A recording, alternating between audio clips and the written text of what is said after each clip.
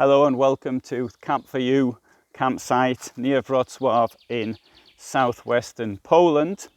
A question I often get asked is how do I manage with a British car travelling around Europe in order to pay British road fund tax and insurance and to get the vehicle checked once a year, which is called the Ministry of Transport certificate. And so right, what I was doing was the following. I would go to the UK even for a short amount of time once a year. I'd often have the examination done. It is placed in Folkestone near Dover, and I just used to turn up. I wouldn't even bother with getting an appointment. The point of just turning up was it was okay there. They had good internet. I could sleep in the van whilst I was there, and I could have well, if I couldn't see me for 3 days, man, so what? I just have a nice time on the coast down there for 3 days. So that's what I was doing. However, I no longer do that. What I've done is I put my vehicle onto the plates of another country, and which is an EU requirement. If you're going to be in a EU country more than 6 months, you're supposed to put it onto local plates, and this the authorities have to do for you without charging you money for excise duties or things of that nature. Now, if you're traveling around, most of your time spent in Spain, you can do it in Spain. You will need an address, but I'm sure a campsite will be more than happy for documents to be sent there. If you're doing it in France, same applies. Now, if you're then in that country, what you do is obviously you're paying the tax, the road tax, if applicable, for that country, and you will also pay the insurance in that country.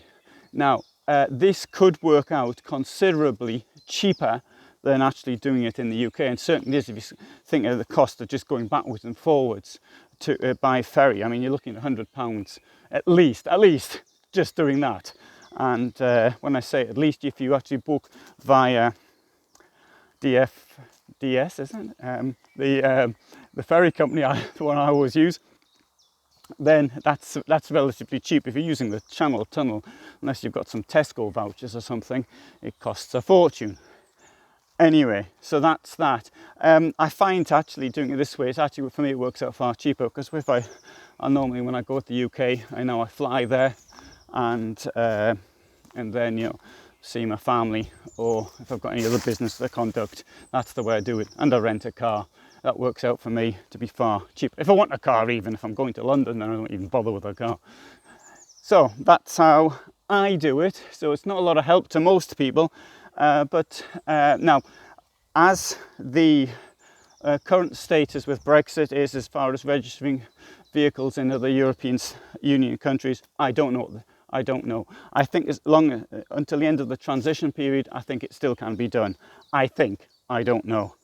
So there's that. Now, next question that people ask me a lot is, what do I do for my meds, my medical stuff, my prescriptions? Thing is, I don't have any, and so therefore I don't know. You can obviously get prescriptions in other countries, and I don't think it's a problem. I haven't heard of it being a problem, but you have to ask somebody else, because I just don't have any. Well, I have had taken prescriptions out when I needed things here if I got ill. You can still get the there's a EHIC card, European Health Insurance Card, which again is valid until the end of the transition period, and possibly will be valid beyond that, but we don't know. I mean, this card, though, or its predecessors, it's existed. Well, I can recall very long time. I can recall an advertisement on the television. Maybe it was the beginning of the 1980s when there was a card like this. So one hopes that something will continue. If you have to start buying private health insurance, which is a requirement, I might say, to get residents in most countries, then that could end up being quite expensive. Right, so next question is insurance. Well, obviously if your car is registered in France or in Spain, in Italy or in Greece or wherever it is that you are, then you get insurance in that country.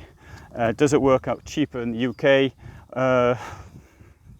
Roughly the same, I would say, or slightly cheaper maybe. The rules are different from country to country, and so it could be that you only get a third party fire and theft if your vehicle's old, or you might be able to get third party insurance. You might have to insure it for the fire and theft part in another way.